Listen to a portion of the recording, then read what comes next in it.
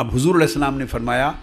پیغام دیا امت کو کہ دیکھتے ہو کہ جو پریشانی آتی ہے، دکھ آتا ہے، بخار آتا ہے، غم آتا ہے، تکلیف آتی ہے، یہ فذالک مما تجزون بہ، اللہ پاک تمہارے چھوٹے بڑے سارے گناہوں کو ان تکلیفوں کے ذریعے مٹا دیتا ہے، یہ ان کی جزا ہے۔ اس حدیث کو امام احمد بن حنبل نے مسند میں روایت کیا، امام ابو یعلا نے، امام حاکم نے، امام سعید بن منصور نے، اور یہ حدیث کئی طرق سے آئی اور یہ حدیث صحیح ہے۔ یہ مومنین کا طریقہ ہوگا کہ وہ کس طرح حساب و کتاب تو ان کا ہوگا مگر بغیر عذاب کے جنت میں جائیں گے، اس لیے کہ جو کمی تھی ثواب میں اور جو اسباب تھے عذاب کے اسباب بن سکتے تھے، اللہ رب العزت نے چونکہ ان سے نیکی کا ارادہ فرما لیا تھا، اس ارادے کی وجہ سے اللہ پاک نے وہ کمی یہیں پوری کر دی اور عذاب کے اسباب کو یہیں مٹا دیا۔ اور جس سے اللہ پاک نیکی کا ارادہ کرتا ہے اس سے طرح طرح کا اس کے ساتھ نیکی کے ارادے کا اظہار فرماتا ہے۔ فرمایا من یرد اللہ بہ خیرا یفقہہ فی الدین، صحیح بخاری میں فرمایا کہ اللہ رب العزت اگر کسی کے ساتھ خیر کا ارادہ فرما لے، اللہ تعالیٰ ارادہ فرما لے کسی کے ساتھ خیر کا، بھلائی کا ارادہ فرما لے کہ اس کے ساتھ میں نے بھلائی کرنی ہے، کب کرنی ہے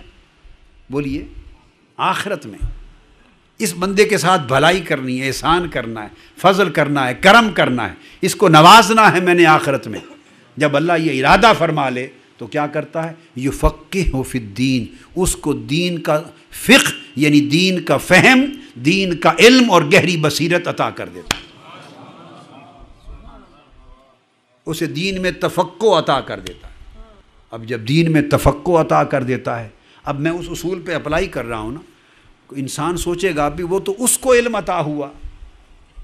تو اللہ نے جو بھلائی کا ارادہ کیا وہ پورا کیسے ہوگا؟ ٹھیک ہے، اس کو علم مل گیا، تفقہ مل گئی، بصیرت مل گئی، فہم دین کا مل گیا، معرفت مل گئی، دین کی گہری سمجھ آ گئی، تو بھلائی کے ارادے کا اظہار آگے نتیجہ کیسے نکلے گا؟ ہاں، تو وہ اب دین میں تفقہ جب عطا کی تو دو صورتیں بن گئیں۔ وہ زندگی میں دین کے تفقہ کے لیے ساری عمر اس نے جو قرآن کو پڑھا اور دین کو سیکھا، حدیث کو پڑھا، دین کو سیکھا، کتب کو پڑھا، دین کو سیکھا، عمر بھر جتنا وقت اس نے پڑھنے پہ لگایا، اس کے پڑھائی کا، دین کی پڑھائی کا ایک ایک لمحہ ساری رات قائم اللیل ہونے کی عبادت سے زیادہ اجر کا باعث ہوتا۔ حضرت ابو ہریرہ رضی اللہ تعالیٰ عنہ فرماتے، انس بن مالک رضی اللہ تعالیٰ عنہ فرماتے، تابعین فرماتے، اتباع التابعین فرماتے، کئی صحابہ فرماتے، امام ابن عبد البر نے جامع بیان العلم میں کثرت کے ساتھ صحابہ اور تابعین کے آثار کو روایت کیا، اور امام دارمی نے اپنی مسند میں کثرت کے ساتھ صحابہ کرام اور تابعین سے یہ حدیث اور آثار روایت کی۔ وہ فرماتے کہ ایک رات آپ بیٹھے ہیں نا، وہ فرماتے کہ اللہ کی قسم ایک رات دین کے علم کو سیکھنا، پڑھنا، سمجھنا، اس پر ایک رات کا بسر کرنا 1000 رکعت نفل ساری رات کھڑے ہو کے پڑھنے سے زیادہ افضل ہے۔ بعض صحابہ کرام نے فرمایا کہ صرف رات کے کچھ حصے میں اگر علم کا، دین کے علم کا ایک باب بھی اگر سمجھ لیا، کتنا؟ جسٹ 1 چیپٹر، خواہ گھنٹہ لگا، 2 گھنٹے لگے، 3 گھنٹے لگے، آدھا گھنٹہ لگا، ایک باب علم جس نے سیکھ لیا رات کو للہیت کے ساتھ، اللہ کے لیے، اللہ کے دین کے ساتھ اخلاص کے لیے، 1000 رکعت نفل پڑھنے سے افضل۔ صحابہ کرام اور تابعین فرماتے کہ ہمیں رات کو بیٹھ کر، کیا؟ رات کو بیٹھ کر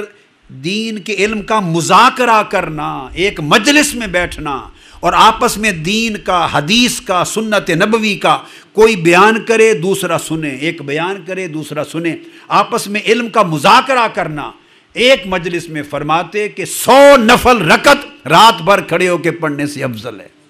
کوئی کہتا 1000 رکعت نفل پڑھنے سے افضل ہے، کوئی کہتا عمر بھر عبادت کرنے سے نفلی عبادت سے افضل ہے۔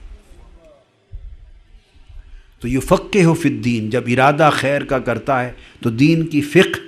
سمجھ عطا کی، تو کیا ہوا کہ جب دین کے فہم میں اس نے جتنا مطالعہ کیا وہ عبادت بن گئی، مطالعہ کیا وہ عبادت بن گئی،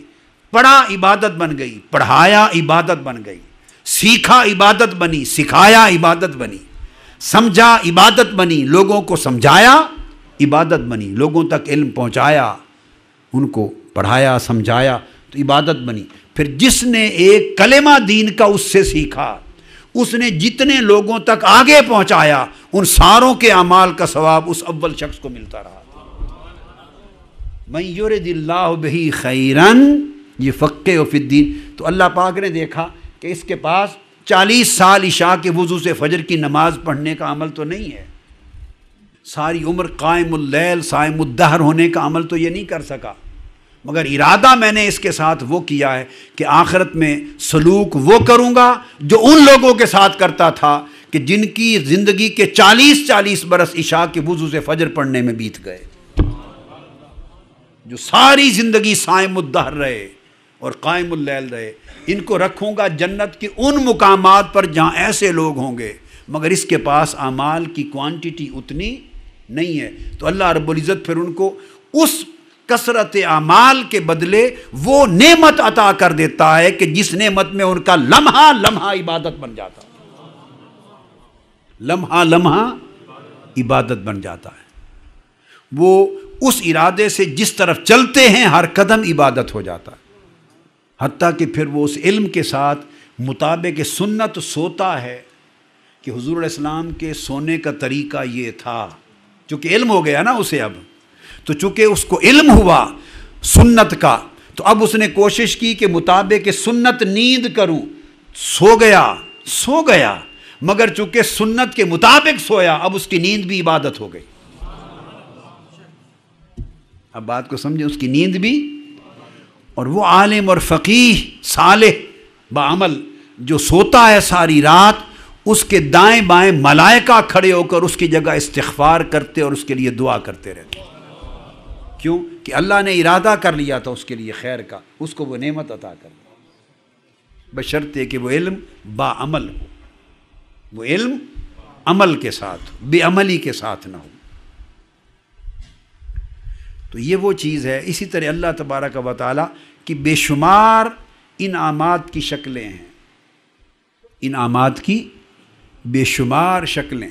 کسی کو آقا علیہ الصلوۃ والسلام کی محبت بے پناہ محبت کے ساتھ اس کے دل کو مالا مال کر دیتا ہے، ارادہ کرتا ہے اس کے ساتھ بلائی کا کہ اس کو جنت کے اعلیٰ درجوں پر رکھوں، اس کے پاس اعمال اتنے کثیر نہیں ہوتے کہ جنت کے ان درجات پہ اسے بٹھایا اور بسایا جا سکے، تو اللہ پاک ارادہ کر چکا ہے بلائی کا، تو کیا کرتا ہے اضافتاً اس کے دل میں اپنے محبوب کی بے پناہ محبت رکھ دیتا ہے، اپنے مقرب اولیاء کی محبت رکھ دیتا ہے۔ اب وہ جو محبت بشرطے کے فرائض دین واجبات اس نے پورے بولیے کہ بنیادی اعمال پورے کیے ہوں، اب ہے مزید کثرت کے ساتھ نفلی عبادتیں کرے گا، ریاضتیں کرے گا تو اس درجے میں پہنچے گا۔ وہ کمی رہ گئی، بیسک ریکوائرمنٹس فلفل کرتا تھا، ایڈیشنل ریکوائرمنٹس میں کمی تھی، محبت رکھ دی کثرت کے ساتھ حضور کی اس کے دل میں، اس محبت نے اسے قیامت میں اور جنت میں حضور کی قربت میں پہنچا دیا، اس مقام تک پہنچا دیا جس مقام پر بڑے بڑے عمل والے صالحین پہنچیں گے۔ آپ بیسک بات کو سمجھ رہے ہیں کہ نہیں؟ صحیح بخاری صحیح مسلم میں متفق علیہ حدیث ہے۔ ایک صحابی نے آ کے پوچھا یا رسول اللہ صلی اللہ علیہ وسلم قیامت کب آئے گی؟ متفق علیہ حدیث۔ متی الساعہ،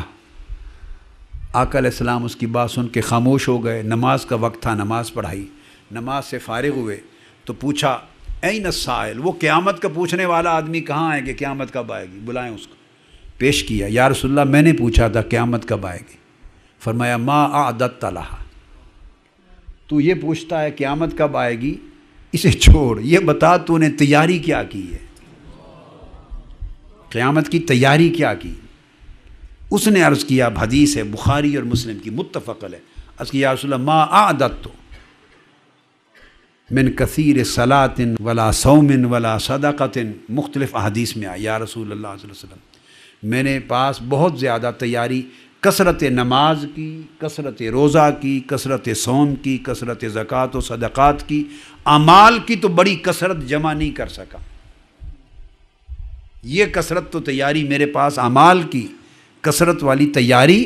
نہیں، الا انی احب اللہ و رسولہ، مگر یہ تیاری ہے یا رسول اللہ آپ سے محبت بہت ہے، آپ سے محبت بڑی ہے آقا، اللہ اور اللہ کے رسول سے محبت بڑی ہے۔